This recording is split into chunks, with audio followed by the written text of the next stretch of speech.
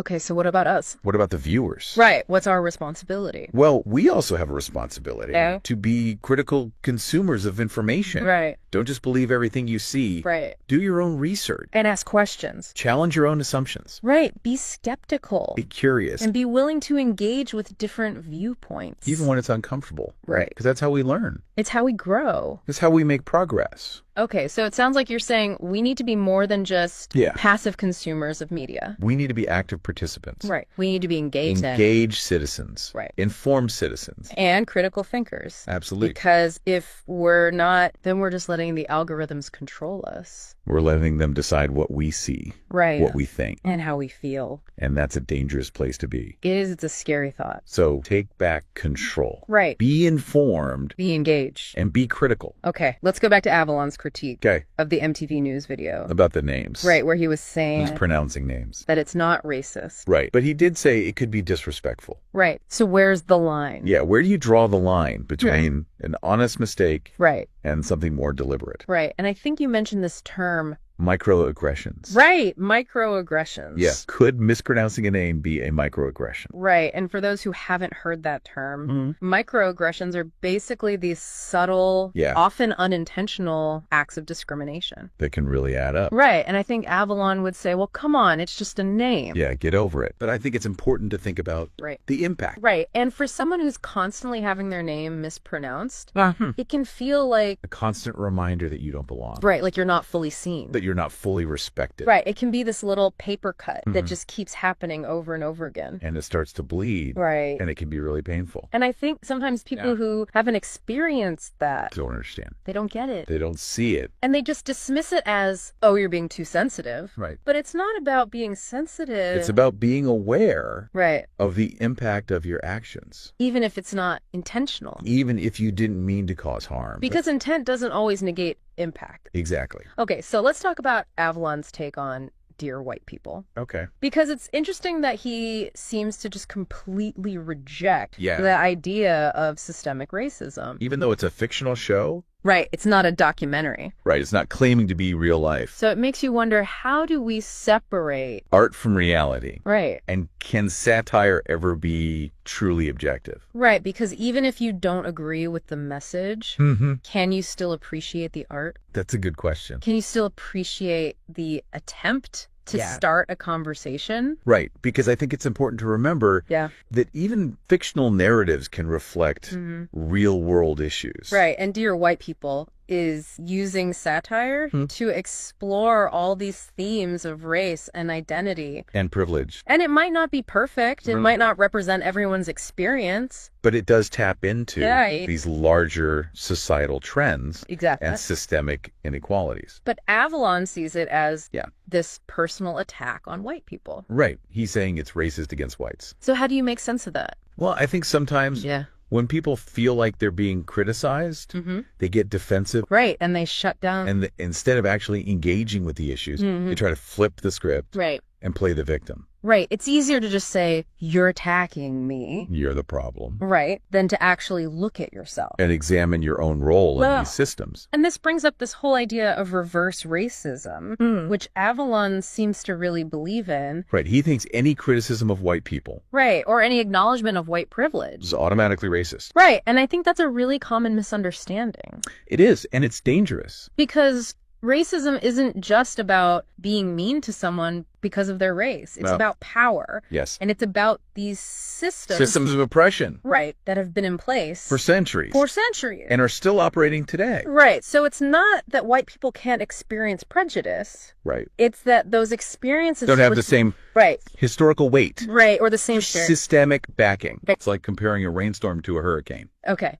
So let's talk about the Jon Hamm video. Okay. Being white is a disease. Right. That one was interesting. Yeah, and Avalon really... He does. He really hates the idea of... whiteness as a disease. Right, and I get it. It's provocative. Yeah. It's in your face. It's meant to make you uncomfortable. Right. And I think that's the point. Right. It's trying to get you to think about white privilege. Yeah, and how pervasive it is. Right, and how often it's invisible. Even to those who benefit from it. Right, but Avalon sees it as this literal attack on white people. He's taking it literally. Right, and he's missing the satire. He's missing the bigger picture. Right, he's not getting the point. And I think that's a common reaction to any discussion of white privilege. Right, it's like, don't talk about that. It's not real. It's not a thing. You're just trying to make me feel bad. Right, and it's like, no one's trying to make you feel bad. Right, it's about being aware of the systems that are in place. Right, and how those systems benefit some. And disadvantage others. And I think sometimes it's easier to just deny it than to confront it. Right. Than to actually look at yourself and say, okay, maybe I am benefiting from this. Right. And maybe I need to do something about it. Exactly. It's about taking responsibility. Okay. Last one. Okay. The Matt Lee video. Right. Where he's saying it's okay to be white is racist. Right. Because it's been co-opted. Right. By white supremacists. And Avalon just goes off. He does. He's attacking him personally. Right. He's making fun of his appearance. He's calling him names. Right. And that's what we call an ad hominem attack. Exactly. Where you're attacking the person. Not the argument. Right. And it's a really common tactic. It is. When you don't want to actually engage with the substance. Right. With the ideas. It's a way to shut down the conversation. Right. And make it about something else. And I think Avalon genuinely believes that this phrase is just harmless. Okay. And that anyone who says it's racist is just part of some liberal agenda. Right. To silence white voices. And I think that's a misunderstanding of how language works. Right. Because words are powerful. Words are powerful. They can be used for good. Right. And they can be used for bad. Right. And they can be twisted. They can be manipulated. And I think it's important to be aware of that. Of the history, of the context. Because you can't just look at a phrase in isolation. Exactly. You have to think about where it came from. Who's using it. Right. And when. It's like the Confederate flag, right? Some people see it as heritage. Right. But for others, it's a symbol of racism and oppression. And the meaning isn't fixed. Right. It can change. Depending on the context. Exactly. And I think that's what Avalon's missing. He's not seeing the bigger picture. Right. He's not thinking about the impact. And he's not acknowledging the harm. Okay. So after spending all this time with Avalon, what's the takeaway? That's a good question. What are we leaving our listeners with today? Well, I think we're leaving you with a challenge. Right. A challenge to think critically about the content you consume. Right. To be aware of the algorithms. Right. And to engage in respectful dialogue. Right. Even when it's hard. Right. Even when you disagree. Exactly. And I think it's also a challenge to be mindful of the impact of our own words. Yes. Because we all have a responsibility to create a more just and equitable world. And that starts with being informed. Right. Being engaged. And being willing to have those tough conversations. Even when they're uncomfortable. Right. Because they're important. They are. They really are. And sometimes a little bit of humor can help. Right. As long as it's used with care. And respect. Exactly. So keep those critical thinking caps on. Yes. And keep learning and keep laughing. Yes. Laughter is important too. All right. Thanks for joining us on this deep dive. It was a good one. It was. It was a lot to unpack. It was. We'll see you next time. Like online, it's like a whole different beast. Yeah. And then, you know, the whole thing with intent versus impact, you know? Right, right. He says he's just trying to be funny. Yeah. He's just trying to point out hypocrisy. Mm-hmm. But then the way he does it... It feels mean. It just feels mean. Yeah, yeah. So how do you reconcile those two things? It's tough because humor, you know, it can be a really good tool to talk about these things. Yeah. But you got to be careful. Like, if you're using it to kind of punch down at people who are already marginalized. Right. Or you're using it to reinforce stereotypes. Yeah, then you're not really... You're actually making things worse. Exactly. And I think it's like, yeah, we all know that saying sticks and stones may break my bones, but words will never hurt you. Yeah, but we know that's not true. Right, because words do hurt. They can leave scars. You can have a real impact. And they can stay with you for a long time. Yeah, and I think a lot of times online, it's all about just getting that reaction. The outrage. Right. The outrage, the clicks. The shares. Yeah, it's all about engagement. Right. And controversy sells. And why do you think that is? I think it's because, I mean, these platforms, they're designed to make money. Right. And the way they make money is by keeping people engaged. Drilling, clicking, sharing. Right. And so the more outrage, the more emotion, the more money. Money, right. And it's a vicious cycle. Yeah. Because then the algorithms, right, they just keep showing you more and more of the same stuff. So it's like you're stuck in a bubble. Yeah, an echo chamber. Okay, so what do we do about it? I mean, I think it starts with awareness. Oh, okay. Just being aware of how these platforms work. Right. And how they're designed to manipulate you. Right, because we can't just pretend like they're neutral. Right. They're not just these innocent platforms for sharing cat videos. Okay, so going back to Avalon and his videos. Yeah. I mean, do you think he has a responsibility?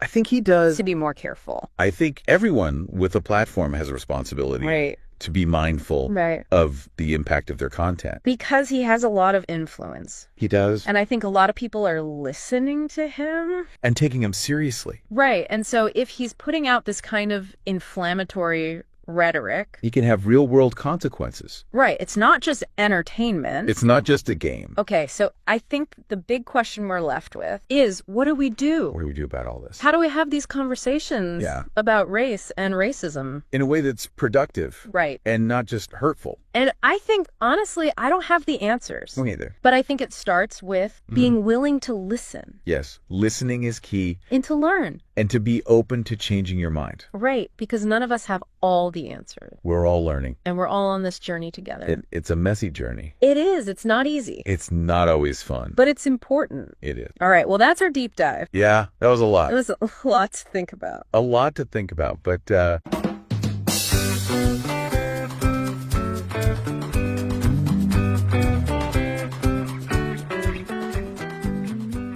ever see one of those YouTube video titles and you just know it's going to start some arguments? Oh, yeah, for sure. Like this one, who can hold Black America accountable? Whoa, that's loaded. Right. Aquarius Waves, the guy who made the video, he really goes for it. He does. He does some great commentary on social and cultural issues. Yeah. And this one's a tough one, accountability within the Black community. Yeah, it's a conversation that we need to have, but man, it's complicated. Totally. There are so many ways you can mess this up. Yeah, and he just jumps right into it. Yeah. He says if you're an outsider and you're critiquing Black America, you're a racist. Right? If you're an insider, then you're a sellout or a coon. It's like you can't win. Yeah. And what happens is everybody just shuts up. Yeah. And then nothing changes. Right. And so the question is who can speak for the community? And what happens when somebody from inside the community tries to say something? And he uses some pretty strong examples to show what he means. Oh yeah. He points to some rappers who